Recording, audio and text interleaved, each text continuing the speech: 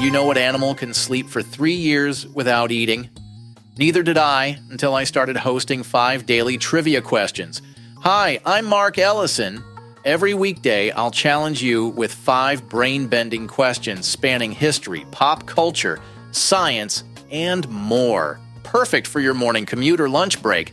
5 daily trivia questions. And by the way, it's the snail that can sleep for 3 years. 5 daily trivia questions wherever you get your shows.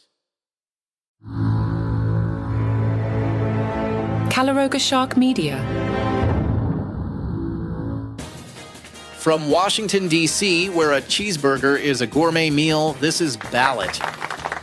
Not only that, but cheeseburgers are the backbone of a healthy, nutritious diet. Let's hit this.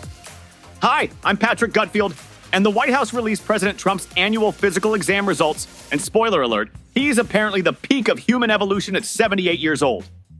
His doctor, Navy Captain Sean Barbabella, declared Trump remains in excellent health and exhibits excellent cognitive and physical health. The report even cites Trump's frequent victories in golf events as proof of his vigor. The president scored a perfect 30 out of 30 on the Montreal Cognitive Assessment. That's the test where they ask you to draw a clock and repeat sentences. According to the report, Trump weighs 224 pounds, which is 9 pounds heavier than his Fulton County Jail booking weight from 2023. So he's actually gained the reverse of the prison weight loss program. That's what happens when you go from hell food back to a steady diet of McDonald's and ice cream. The medical report also notes that Trump has been treated for high cholesterol, skin damage from sun exposure, seasonal allergies, and something called diverticulosis, which sounds like either a dinosaur or a spell from Harry Potter. What's fascinating is how his LDL cholesterol dropped from 143 in 2018 to just 51 now. That's not just improvement, that's cholesterol time travel. Cardiologists who previously warned he was at risk of a heart attack are presumably checking their medical licenses right now. The White House didn't mention if Dr. Barbabella would be available for questions, unlike previous Trump physicians who definitely never exaggerated anything. Remember Dr. Ronnie Jackson claiming Trump could live to be 200 if he had a better diet? Or that other doctor who admitted Trump dictated his own glowing health letter? Or Dr. Conley, who misled the public about Trump's COVID condition to keep the vibes upbeat? So there you have it. According to this totally objective medical report, our 78-year-old fast food-loving, 5-hour sleeping president is basically Captain America. Bill Maher had dinner with President Trump at the White House, and apparently some people are more upset about this than when they found out pineapple on pizza was a thing. During last week's episode of Real Time, Maher told his audience he had a gracious and measured dinner with Trump, Kid Rock, and UFC head Dana White. Now, there's a dinner party that sounds like the setup to a joke, where the punchline is America. Maher actually said, and I swear I'm not making this up, that Trump's White House isn't as messed up as he thought it would be. And he seemed genuinely surprised that Trump was willing to accept him as a possible friend, even though he's not MAGA. Because nothing says bipartisanship like breaking bread with someone who spent years comparing you to an orange dictator. But Washington Post columnist Josh Rogin wasn't having any of it. During the panel discussion, he told Maher he'd fallen into the trap and was basically a prop in Trump's PR stunt. That's when things got spicier than the Oval Office taco bowls. Maher fired back, "You don't have to patronize me, dude. I don't know you. I've never met you." When Rogin tried talking over him, Maher hit him with, "What is the alternative to not talking? Just sit at your lunch table and don't talk to anybody?" It was like watching a high school cafeteria standoff, except everyone was over 60.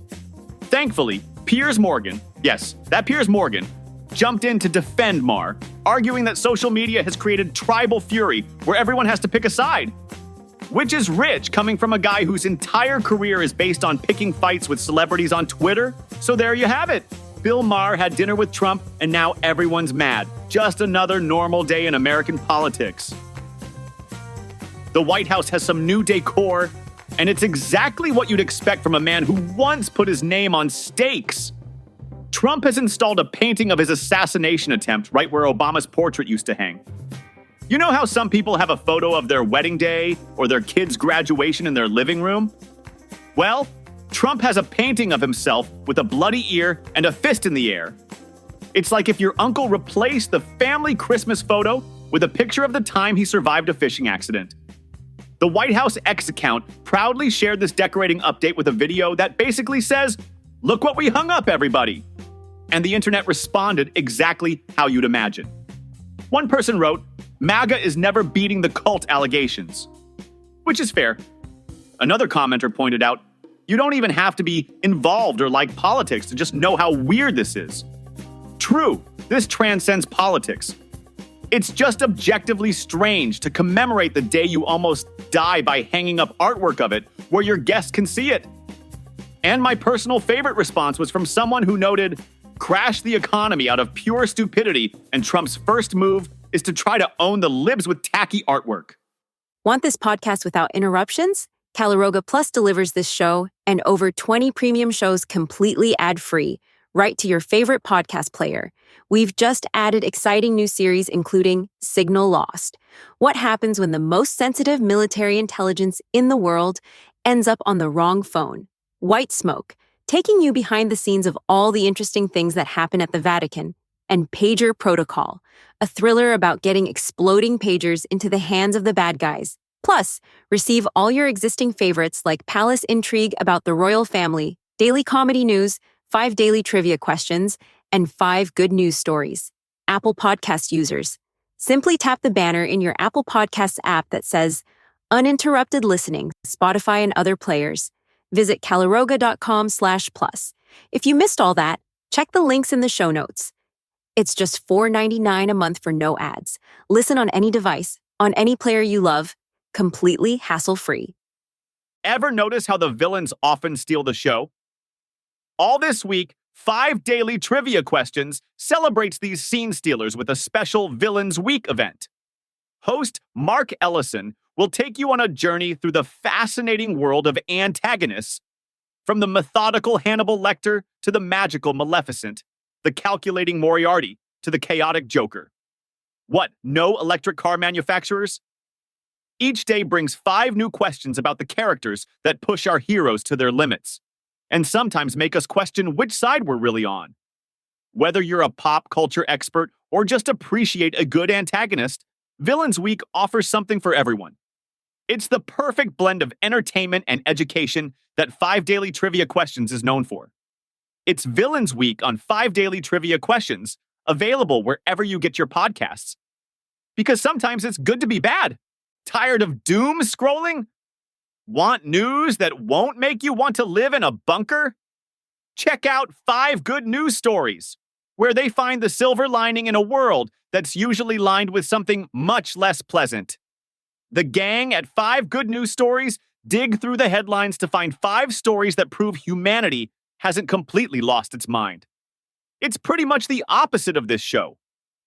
From scientific breakthroughs nobody's talking about to random acts of kindness that restore your faith in humanity, all delivered with the cutting wit you deserve. 5 Good News Stories, because sometimes the news doesn't have to suck. Subscribe to 5 Good News Stories wherever you get your podcasts. Working for President Trump is apparently like being a personal chef for a 5-year-old with unlimited power. Former White House chef Andre Rush recently spilled the beans on what it's like cooking for our commander-in-chief.